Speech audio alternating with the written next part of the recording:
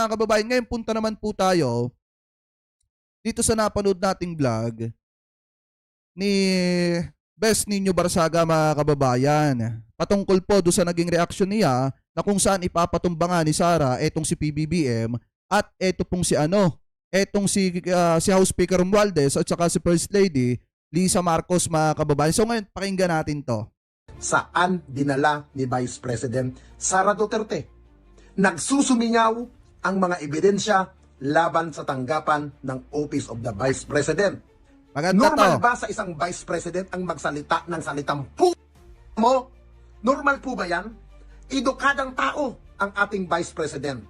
Kung murahin niya si Pangulong Marcos, kung murahin niya si First Lady, Tayo, 50 million nga yun, yung reward dapat doon sa makakapagtumba kay Duterte dati. Alam ko, teacher ata na lalaki o babae yung nagbanta nun, mga kababayan. Kasi sobrang tagal na nun naalala ko lang ngayon. hindi naman siya kinakante. Talaga bang totoo na yan talaga ang ugali nyo? Pag ang tao hindi nyo kahawak sa leeg, pag hindi nyo kakampi at alam nyo nagiging tinik sa inyo, pukin ang ina ninyo, pinapapatay ninyo. Ha? Ay, isang mapagpalang araw po sa ating lahat, mga kaibigan. Ngayong araw ng Sunday. Alam niyo po, mga kaibigan, nakakalungkot isipin. Minsan, pag tayo may lumalabas na mga issue sa ating buhay at minsan, pag tayo'y nakakalkal at tayo'y naiimbestigahan, meron tayong mga Pilipino na ugali na pagkakataon na pag may alam tayong baho o pwedeng ikwento, pwedeng ibatikos, pwedeng isumbat, ika nga, para lamang na tayo'y mga iniimbestigahan, palalabasin natin na tayo ay inosente. Tayo ay malinis. At sila ang madudumi. Ganyan. Kasi yung ginagawa ni Sara ni Sara Duterte ngayon, saka nung kanyang chief of staff, mga kababayan, pa-victim. Pa-victim tactic tawag doon. Ano po yung kanilang taktika na ginagawa ngayon, nagpapabiktima sila para makakuha ng simpatsya sa napakaraming publiko. Kaya nga nauso yung salitang nanggigipit at ginigipit. Sinasabi nila ginigipit sila ng gobyerno, nanggigipit ang gobyerno, nanggigipit ang kamera sa kanila. Kaya nakakapagsalita siya ng hindi magagandang salita. So yan po yung diskarte nila ngayon. Ano po, anyway, shoutout kay Ma'am Nina Chupapi at sa nag-iisa nating admin na si Ma'am Chai Chair. Ang nakikita ko kay Vice President Sara Duterte. First of all, mga kababayan, sino ba ang nalalagay sa alanganin? Sino ba ang nalalagay sa investigasyon? Mayroon mga akusasyon ngayon si Vice President laban kay First Lady Lisa Araneta Marcos at kay House Speaker Martin Romualdez. Alam niyo po, dalawa lang ang nakikita ko rito. Para maligtas ang ating Vice President, kailangan niyang gumawa ng issue. Kailangan niyang gumawa ng dead bird or taktika para makalabas na siya ay mabango, siya ay malinis, at kung kinakailangan, gagalingan ang drama, gagalingan ang acting. Yan ang ginagawa ni Vice President. Simple lang, mga kaibigan, ang issue dito. Ano ba ang issue? Confidential file. Confidential fund saan dinala ni Vice President Sara Duterte. Nagsusumingaw ang mga ebidensya laban sa tanggapan ng Office of the Vice President. At ngayon, hindi na mapigil, hindi na maawat ang paglutang ng katotohanan kung saan napupunta ang pera, kaya hindi natin masisisi si Vice President Sara Duterte dahil po siya ay undugagana, siya po ay tarantana, at siya po ay naguguluhan na. Kasi hindi na maipaliwanag yung about kay Mary Jane Piatos. Kasi alam nyo ba, mga kababayan, hindi nyo ba napapansin? Buhat nung lumabas yung pangalan ni Mary Jane Piatos, ni Cocoy Villamin, mga kababayan, doon na nag-umpisang medyo mag-init etong sina Sara Duterte at saka yung kanyang mga taga-suporta na naging dahilan pa nga para manghimok, manghikayat, mga kababayan, na magsagawa daw ng Mimol Mower 3. na kung saan 7 minions daw mga kababayan yung a-attend. Hindi nyo ba napapansin? Hindi na kasi nila maipaliwanag kung sino ba talaga yung si Mary Jane Piatos at kung sino ba talaga yung si Kokoy Villamin mga kababayan na dapat talaga mabigyan ng kaliwanagan kasi napakahalaga ng dalawang pangalan na yon. Yun kasi yung mga pangalan na naando dun sa mga resibo na ibinigay nila mga kababayan sa COA. Ngayon, ipagpatuloy pa natin.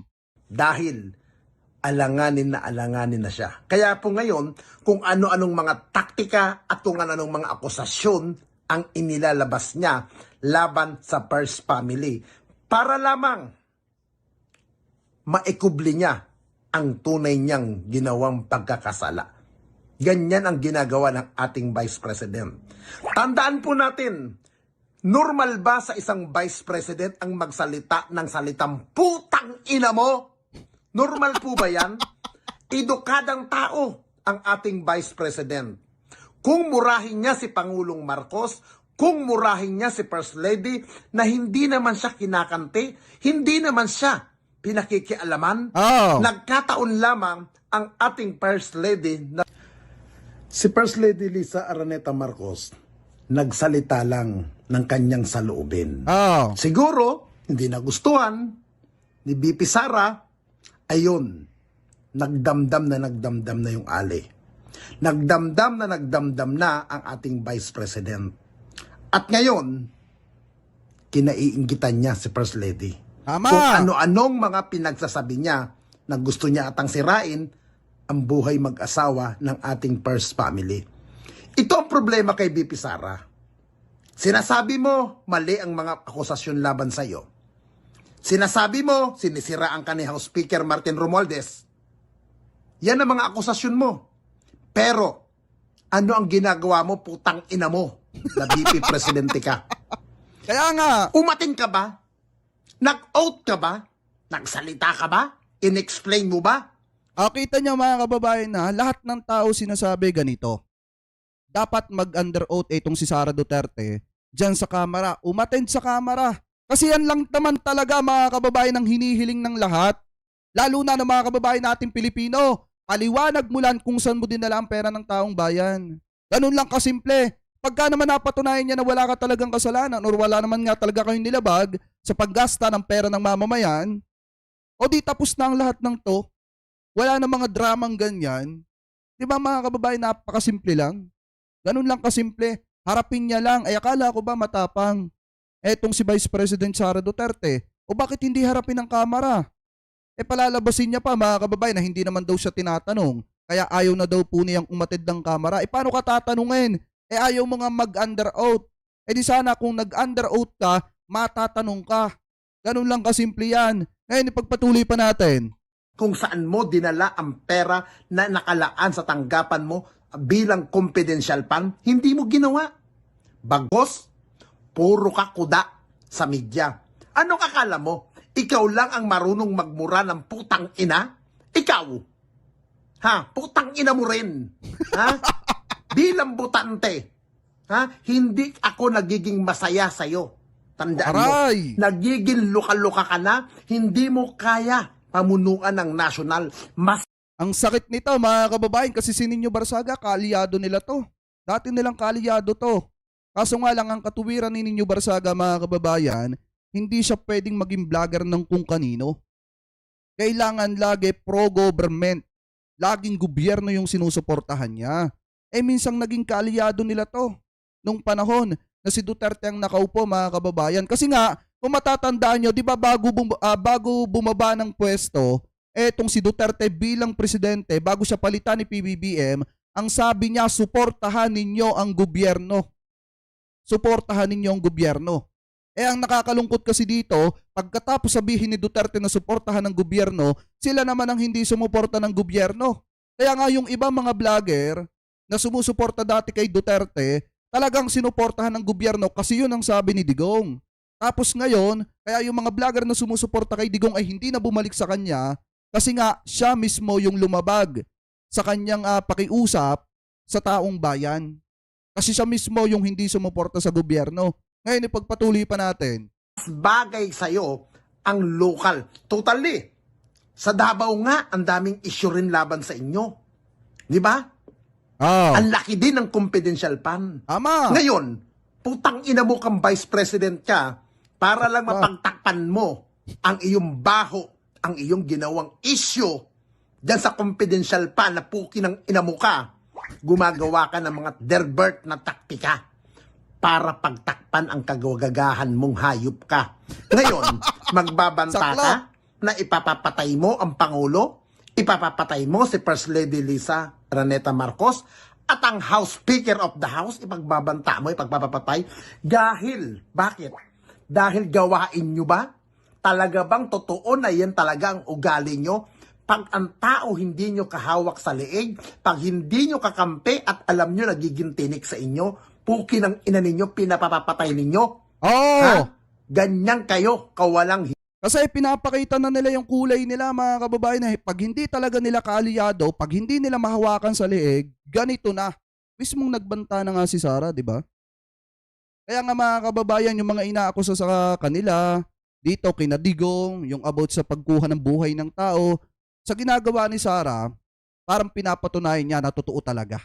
Ano po ngayon, ipagpatuloy pa natin. hiya. Ganito ba ugali mo?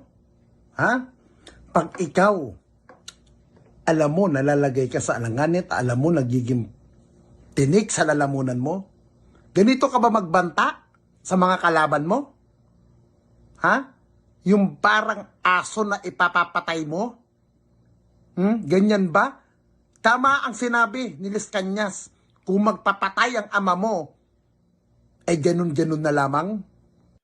Huwag kang mag-alala, ma'am, sa security ko. Ah, Kasi may kinausap na ako na tao.